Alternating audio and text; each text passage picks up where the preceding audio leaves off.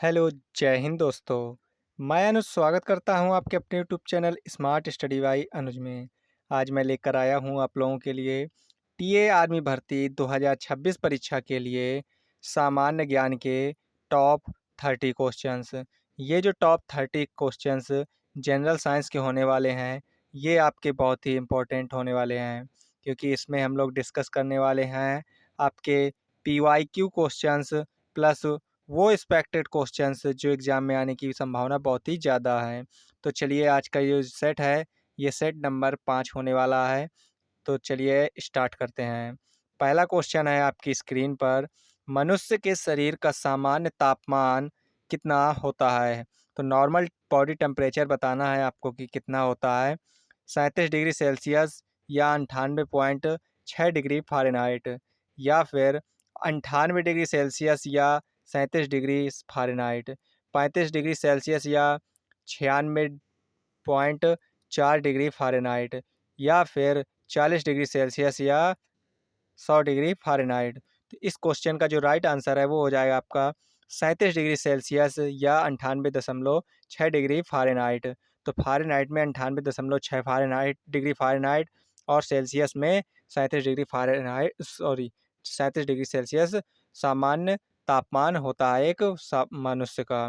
Next question है, मानव शरीर में कुल कितनी हड्डियां होती हैं? तो जो मानव शरीर में कुल बोन्स होती हैं वो है आपकी 206। जो छोटे बच्चे होते हैं उनके शरीर में टोटल जो हड्डियों की संख्या है वो 300 होती है। नेक्स्ट क्वेश्चन है, नवजात शिशुओं में हड्डियों की लगभग संख्या कितनी होती है? तो जो न्यूबॉर्न बेबीज़ होते हैं उनमें 300 हड्डियां होती हैं।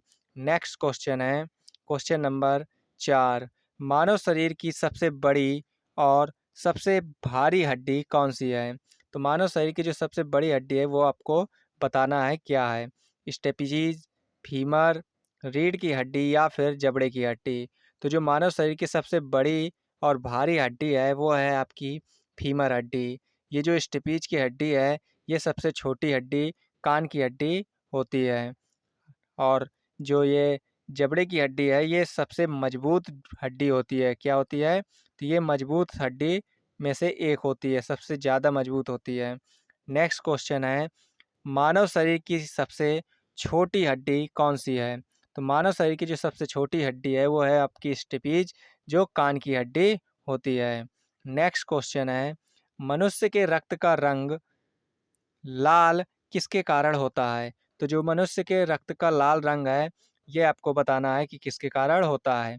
प्लाज्मा, हीमोग्लोबिन, डब्ल्यूबीसी या आयोडीन। तो जो मनुष्य का रक्त का लाल रंग है वो आपका हीमोग्लोबिन के कारण होता है। नेक्स्ट क्वेश्चन है, कौन सा रक्त समूह सर्वदाता यानी यूनिवर्सल डोनर कहलाता है? तो सर्वदाता रक्त समूह जो है वो आपको बताना है। ए समूह, बी समूह, ए बी समूह या फिर ओ समूह। तो जो सर्वदाता रक्त समूह है वह है आपका ऑप्शन डी, ओ समूह। नेक्स्ट क्वेश्चन है, क्वेश्चन नंबर 8, कौन सा रक्त समूह सर्वग्राही यानी यूनिवर्सल एक्सेप्टर कहलाता है? ओ समूह, ए बी समूह, ए समूह, बी समूह। तो ये जो है आपका हो जाएगा ए बी समूह। ए बी समूह जो है ये आपका सर्वग्राही होता है, यूनिवर्सल एक्सेप्टर। नेक्स्ट क्वेश्चन है, क्वेश्चन नंबर 9, रक्त का थक्का यानी ब्लड क्लोटिंग जमाने में कौन सा विटामिन सहायक है? तो रक्त का थक्का बनाने में कौन सा विटामिन सहायक है ये आपको बताना है। Vitamin A, vitamin C, vitamin K या फिर विटामिन ई। तो जो रक्त का थक्का है वह विटामिन के जो है ज़माने में सहायक होता है। नेक्स्ट क्वेश्चन है, विटामिन ए की कमी से कौन सा रोग होता है? तो विटामिन ए की कमी से होने वाला रोग है आपका रतौंधी। नेक्स्ट क्वेश्चन है, क्वेश्चन नंबर 11, विटामिन सी का सबसे अच्छा और समृद्ध स्रोत क्या है? तो विटामिन सी का आपको बताना है सबसे अच्छा स्रोत दूध, गाजर, आंवला या सेब। तो जो विटामिन सी का है वो आपका आंवला हो जाएगा, खट्टे फल, और जो गाजर है ये आपका विटामिन ए का मुख्य स्रोत होता है। नेक्स्ट क्वेश्चन है, क्वेश्चन नंबर 12 है, सूर्य के प्रकाश से हमें कौन सा विटामिन प्राप्त होता है? तो जो सूर्य के प्रकाश से प्राप्त होने वाला विटामिन है वो आपको बताना है। Vitamin A, vitamin B, vitamin C या फिर विटामिन डी। तो सूर्य के प्रकाश से प्राप्त होने वाला विटामिन आपका विटामिन डी हो जाएगा। नेक्स्ट क्वेश्चन है, इंसुलिन की कमी से कौन सा रोग होता है? तो जो इंसुलिन की कमी से है होने वाला रोग है वो आपको बताना है। घेंगा, मधुमेह, एनीमिया, पीलिया। तो इंसुलिन की कमी से होने वाला रोग आपका हो जाएगा मधुमेह यानी शुगर, डायबिटीज़। नेक्स्ट क्वेश्चन है, क्वेश्चन नंबर 14 है, भोजन को पाचन मुख्य रूप से मानव शरीर के किस अंग में होता है? बड़ी आंत, छोटी आंत, यकृत, अमाशय। तो भोजन का जो पाचन है ये आपका छोटी आंत में होता है। नेक्स्ट क्वेश्चन है, मानव शरीर की सबसे बड़ी ग्रंथि, लार्जेस्ट ग्लैंड कौन सी है? पीयूष ग्रंथि, थायराइड ग्रंथि, यकृत या फिर अग्नाशय। तो जो मानव शरीर की सबसे बड़ी ग्रंथि है वो आपकी हो जाएगी यकृत, जिसे इंग्लिश में लीवर कहते हैं। नेक्स्ट क्वेश्चन है, क्वेश्चन नंबर 16, आत्महत्या की थैली, सुसाइड बैग किसे कहा जाता है? राइबोसोम, लाइसोसोम, माइटोकॉन्ड्रिया या गोल्गी काय। जल्दी से आप लोग इसका उत्तर कमेंट में बताएं। माइटोकॉन्ड्रिया को आप लोग power house of the cell भी कहते हैं। और जो इस क्वेश्चन का राइट आंसर है वो हो जाएगा आपका लाइसोसोम। नेक्स्ट क्वेश्चन है, कोशिका का power house of the cell किसे कहते हैं? तो ये आपका माइटोकॉन्ड्रिया राइट आंसर हो जाएगा। नेक्स्ट क्वेश्चन है, पीयूष ग्रंथि यानी पिट्यूटरी ग्लैंड मानव शरीर में कहाँ स्थित होती है? हृदय में, मस्तिष्क में, यकृत में या फिर गले में। तो जो पीयूष ग्रंथि पिट्यूटरी ग्लैंड है ये आपके मस्तिष्क में उपस्थित होती है। नेक्स्ट क्वेश्चन है, वायुमंडल में सबसे अधिक मात्रा में पाई जाने वाली गैस कौन सी है? तो जो वायुमंडल में सबसे अधिक मात्रा में पाई जाने वाली गैस है वो आपको बताना है। ऑक्सीजन, नाइट्रोजन, कार्बन डाइऑक्साइड या फिर हाइड्रोजन। जो ऑक्सीजन है ये आपके वातावरण में 21% पाई जाती है। जो नाइट्रोजन का परसेंटेज है वो लगभग 78% है। और जो कार्बन डाइऑक्साइड यानी कि CO2 का परसेंटेज है वो आपका 0.03% के आसपास एटमॉस्फेयर में पाया जाता है।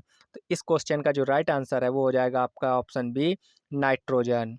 नेक्स्ट क्वेश्चन है, बिजली के बल्ब में मुख्य रूप से कौन सी गैस भरी जाती है? हाइड्रोजन, ऑक्सीजन, आर्गन या नाइट्रोजन या फिर क्लोरीन। तो बिजली के बल्ब में मुख्य रूप से भरी जाने वाली गैस हो जाएगी आपकी आर्गन या नाइट्रोजन।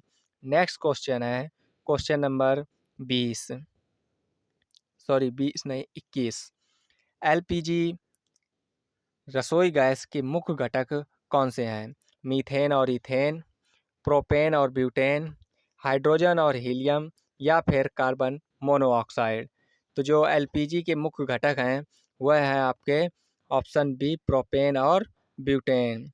नेक्स्ट क्वेश्चन है, क्वेश्चन नंबर 22, बायोगैस और CNG का मुख्य घटक क्या होता है? ब्यूटेन, मीथेन, इथेन या फिर प्रोपेन। तो जो CNG और बायोगैस का मुख्य घटक है ये आपका हो जाएगा मीथेन, जिसका सूत्र होता है CH4। नेक्स्ट क्वेश्चन है, क्वेश्चन नंबर 23, भविष्य का ईंधन, फ्यूल ऑफ द फ्यूचर किसे कहा जाता है? तो फ्यूल ऑफ द फ्यूचर किसे कहा जाता है? कोयला, पेट्रोल, हाइड्रोजन या प्राकृतिक गैसें। तो जो भविष्य का ईंधन है वो आपका हाइड्रोजन को कहा जाता है। किसे कहा जाता है? तो यह है हाइड्रोजन को कहा जाता है। क्लियर। नेक्स्ट क्वेश्चन है, क्वेश्चन नंबर 24, आग बुझाने के लिए किस गैस का प्रयोग किया जाता है? ऑक्सीजन, कार्बन डाइऑक्साइड, नाइट्रोजन या फिर हीलियम। तो आग बुझाने के लिए प्रयोग किए जाने वाली गैस का नाम है कार्बन डाइऑक्साइड, जिसका सूत्र होता है CO2। नेक्स्ट क्वेश्चन है, चिप्स के पैकेट में ऑक्सीकरण से बचाने के लिए कौन सी गैस भरी जाती है? तो जो चिप्सों के पैकेट में भरी जाने वाली गैस है वो आपको बताना है। तो जल्दी से इसका उत्तर आप लोग कमेंट में बताएं। Oxygen, nitrogen, hydrogen, carbon dioxide. तो चिप्स के पैकेट में ऑक्सीकरण से बचाने के लिए जो गैस भरी जाती है वो है नाइट्रोजन गैस। नेक्स्ट क्वेश्चन है, लोहे पर जंग लगना, रस्टिंग ऑफ आयरन किसका उदाहरण है? रासायनिक परिवर्तन, भौतिक परिवर्तन, विस्थापन, अपघटन। तो यह आपका रासायनिक परिवर्तन है जिसमें ऑक्सीडेशन होता है। नेक्स्ट क्वेश्चन है क्वेश्चन नंबर 27, द्रवित अवस्था लिक्विड स्टेट में पाई जाने वाली एकमात्र धातु कौन सी है? तो ऐसी कौन सा मेटल है जो लिक्विड अवस्था में पाया जाता है? सोडियम, पारा, ब्रोमीन या गैलियम। तो जो द्रवित अवस्था में पाई जाने वाली एकमात्र धातु का नाम है वो है आपकी पारा, जिसे इंग्लिश में मरकरी कहते हैं। नेक्स्ट क्वेश्चन है, द्रवित अवस्था में पाई जाने वाली एकमात्र अधातु नॉन मेटल कौन सी है? तो जो द्रवित अवस्था में पाई जाने वाली एकमात्र धातु यानी नॉन मेटल जो है वो आपको बताना है। पारा, ब्रोमीन, क्लोरीन या आयोडीन। तो ये आपका ब्रोमीन होता है। नेक्स्ट क्वेश्चन है क्वेश्चन नंबर 29, पीतल जिसे इंग्लिश में ब्रास कहते हैं किन धातुओं का मिश्रण होता है? तांबा और टिन, तांबा और जस्ता, लोहा और कार्बन या फिर जस्ता और टिन। तो पीतल यानी ब्रास ये किन दो धातुओं का मिश्रण है? तो ये आपका तांबा और जस्ता का मिश्रण होता है। नेक्स्ट क्वेश्चन है, ये आज का अंतिम प्रश्न है आपका, वायुमंडल की ओजोन परत हमारी रक्षा किन किरणों से करती है?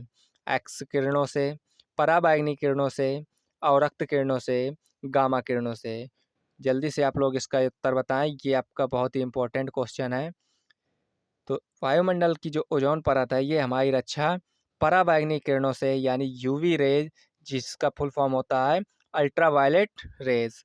अगर ये वीडियो आप लोगों को अच्छा लगा हो तो हमारे चैनल को सब्सक्राइब करें और ज़्यादा से ज़्यादा वीडियो को शेयर करें, ताकि जितने भी भाई लोग एग्ज़ाम की तैयारी कर रहे हैं वो बेस्ट तरीके से अपनी एग्ज़ाम की तैयारी कर सकें। और आप लोग ये ज़रूर कमेंट में बताएं कि आपके 30 में से कितने क्वेश्चंस सही हुए हैं। जय हिंद, जय भारत।